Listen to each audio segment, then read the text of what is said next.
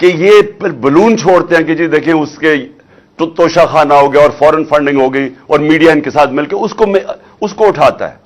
ان کا میڈیا کبھی یہ بات نہیں کرے گا یہ جو میں کہہ رہا ہوں کہ اس ملک کی تاریخ کا سب سے بڑا ڈاکہ پڑ رہا ہے. 1100 ارب روپے کے اپنے کیس معاف کروا رہے ہیں اور اسی لیے یہ آئے تھے. ملک کا دیوالیہ نکال دیا ہے. 5% تھی پاکستان کی ڈیفالٹ کی رسک. یعنی جب ہم تھے مارچ کے اندر یہ جو نو کانفیڈنس سے پہلے تو پاکستان اپنے قرضوں پہ کتنا ڈیفالٹ کرتا ہے وہ 5% تھی. آج 80% ہے. جن کے آنے سے 80%. اب جب چانس آ گئی تو میں نے آپ کو بتا دیا ہے کہ یہ دنیا کے اندر پیغام چلا گیا ہے کہ پاکستان کا اب دیوالیہ نکلنے لگا ہے. میں نے ایک سمیع ابراہیم کے ساتھ پروگرام کیا تھا 6 مہینے پہلے. میں نے پیشن گوئی کی تھی. میں نے سمیع ابراہیم کے پروگرام میں پیشن گوئی کی تھی کہ ان سے معیشت نہیں سنبھالی جائے گی, یہ معیشت نیچے جائے گی, ہم اپنے قرضوں کی قسطیں نہیں ادا کر سکیں گے, کیونکہ یہ پہلے ہی دیوالیہ نکالا ہوا پاکستان 2018 میں پہلے یہ چھوڑ کے گئے تھے. جب یہ 99 میں گیا تھا نواز شریف تب پھر دیوالیہ نکلا ہوا تھا پاکستان کا.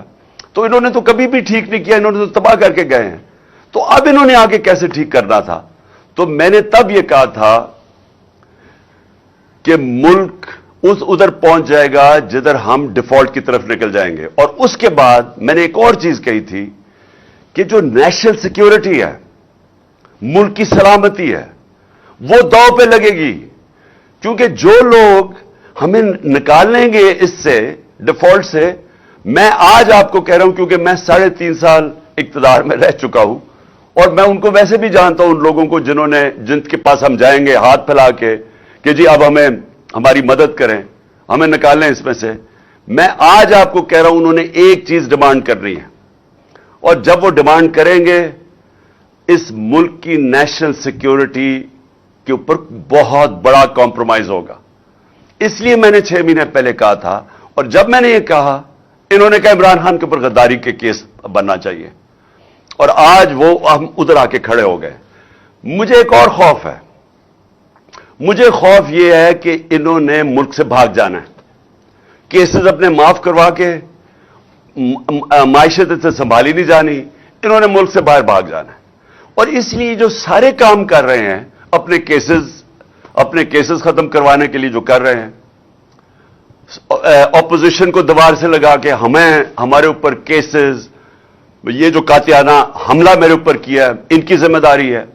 ان کی ساری کوشش یہ ہے کہ کسی نہ کسی طرح ہمیں اپوزیشن کو کسی طرح ختم کیا جائے, اپنے کیسز ختم کیے جائیں. اور یہ جو اب قانون بدل رہے ہیں, آرمی ایکٹ بدل رہے ہیں, صرف ان کا ایک مقصد ہے کہ کسی طرح ہم آرمی چیف بھی وہ لے آئیں جو ہمارے ایجنڈا پہ کھڑا ہو جائے, جو ہمیں تحفظ دے, جو ہمیں بچائے. تو ساری کوشش یہ ملک کے لیے نہیں ہے, یہ سارا مقصد یہ ہے کہ ہم کسی طرح جو ہم نے 30 سالوں میں جو چوری کی اور خاص طور پہ پچھلے 10 سال میں, ہم کسی طرح اس کو بچا لیں.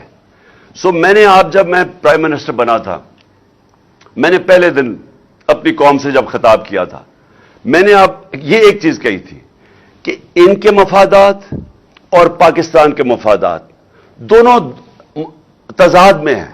انہوں نے وہ جی عمران ہر کوئی شوشہ چھوڑتے ہیں, وہ صرف وہ ہوتا ہے کہ ایک ان کی جو چینل ہے جیو, اس کے ساتھ مل کے پروپیگنڈا کرتے ہیں کہ جی وہ گھڑی ہے. وہ گھڑی کے اوپر تو میں یہ کہہ دوں کہ میں ان کو امریکہ میں بھی اب کیس کر رہا ہوں, برطانیہ میں بھی کر رہا ہوں, دبئی میں بھی کر رہا ہوں, اور میں وہ اس لیے کر رہا ہوں کہ وہاں تیزی سے کیسز ہوں گے. اور انشاءاللہ یہ میں ان کو ایکسپوز کروں گا کہ یہ جو اب آزادی صحافت کے نام پہ یہ جو میڈیا ہاؤسز بنے ہوئے ہیں, ان کی یہ ایجنڈوں پہ کام کرتے ہیں. یہ وہ لوگوں کے ساتھ مل کے بلیک میل کرتے ہیں. اور یہ انشاءاللہ مجھے انہوں نے ایسا موقع دیا ہے کہ میں اب باہر کی عدالتوں کے اندر ان کو ایکسپوز کروں گا جو انہوں نے یہ فراڈ کے ساتھ میرے اوپر یہ جو الزامات لگائے ہیں. لیکن کہاں یہ چند کروڑ کی بات جو اٹھا دی اتنی, اور کہاں 1100 ارب روپے کے کیسز معاف ہو رہے ہیں ان کے, اور شہباز شریف کے اور بیٹوں کے اوپر 16 अरब रुपए का वो केस है जो कि एफआईए के अंदर वो 4 गवाह मर चुके हैं, एक इन्वेस्टिगेटर मर चुका है, उसके ऊपर कोई बात नहीं हो रही। उसके केस वो आराम से अपने ऊपर एफआईए का अपना आदमी बिठा के वो केस खत्म।